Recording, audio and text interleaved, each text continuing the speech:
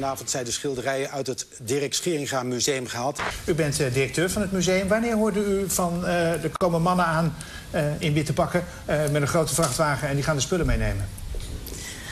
Nou, dat is maximaal een half uur van tevoren geweest. Je zou zeggen, als de tent failliet is, meneer Plasterk, dan heeft de curator en degene die daar verder over gaat. Hoe kan het dan dat ABN AMRO zo snel er tussendoor kan? Nou ja, ABN AMRO heeft kennelijk de hypotheek verleend voor die nieuwbouw daar. En op basis daarvan gebeurt het. Maar er komt ook een curator. En die gaat ook precies uitvogelen hoe dat nou allemaal maar moet die krijgt gaan, dat niet meer terug, natuurlijk. Nee, die moet wel uitvogelen hoe dat nu moet gaan lopen. Het zou natuurlijk mooi zijn als een aantal andere, misschien wel liefhebbers in Nederland, zouden doen wat overigens rijke mensen wel eens vaker doen. Ook bij reguliere andere musea. Dat is het privé kopen en het publiek beschikbaar stellen. Maar als het zo belangrijk is, waarom zou de staat het niet zelf doen? Waarom zou de staat niet zelf zeggen, nou ja, weet je, er gaan miljarden om. Als het gaat om banken, laten wij nou gewoon dit geld nou eens even reserveren voor een mooi, goed, nieuw museum. Nee, ik denk dat niet goed is. We kunnen niet nu nog weer een rijk museum erbij. Het is morgen geopend. En dan is er een kleine tentoonstelling van Jan van Tongeren te zien, waar een aantal werken ontbreken omdat die uit onze eigen collectie kwamen. En die zijn er weer weggehaald dan? Die zijn weg. Er zijn een paar lege zalen. Maar die tentoonstelling van Jan van Tongeren met de bruikleengevers die gelukkig ons steunen en zeggen dat werk, dat mag daar blijven hangen voor de duur van de tentoonstelling.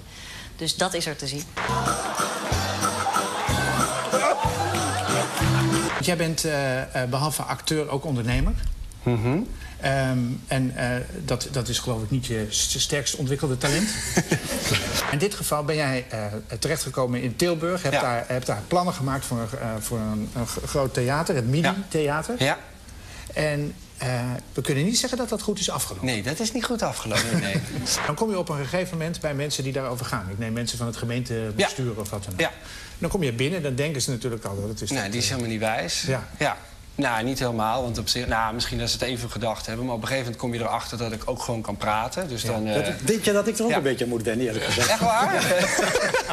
Jij zou niet zelf daar de gebraaihaan uithangen elke avond? Nee, niet elke avond. Ik zou er wel een paar keer per jaar willen spelen. Maar niet 100 avonden of zo, absoluut niet. Dat was helemaal niet het idee. Het zou gewoon een theater zijn.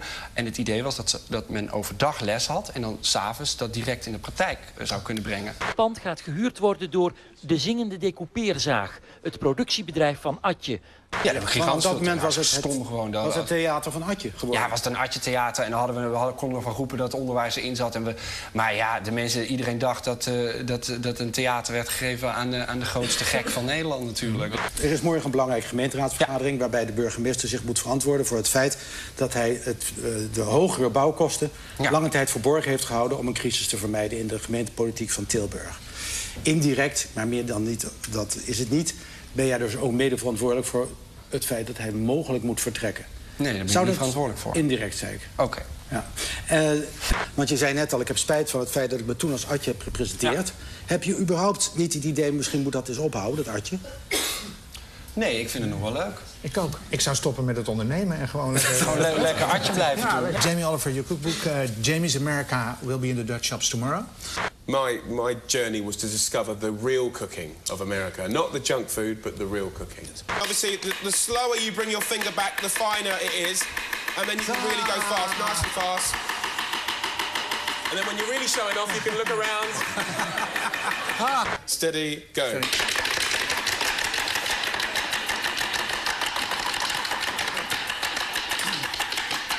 I got to go through Montana, Wyoming, and really learn how it was to be a cowboy.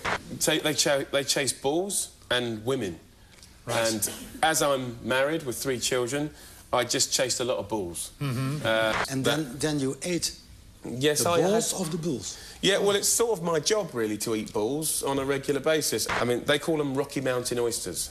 We have some pictures If anyone offers you a Rocky Mountain oyster, say no. We always think that, America's sort of similar to us, but it's so not. Gefeliciteerd nogmaals met je prijs, de NS Publieksprijs. Even terug naar jouw succes. Ja. 250.000 boeken komt heel weinig voor in Nederland. Ja. Maakte je dat een ander mens? Ga je nu door het leven als iemand die totaal anders is dan 2 jaar geleden?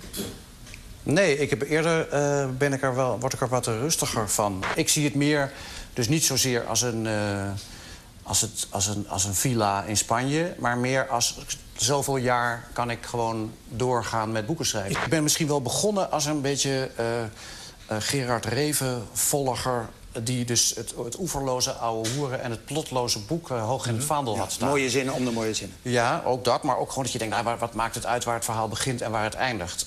Ik denk, op een bepaald moment heb ik me pas later gerealiseerd dat je bijvoorbeeld bij die tv ga je bij een sketch of een scène ga je eerder denken, als we nou nog een draai eraan geven en nog een klein draadje en nog iets.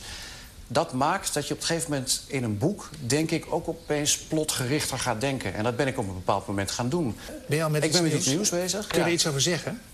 Nou, ik durf nu de titel te zeggen, omdat die wel definitief is. Dat is Zomerhuis met zwembad.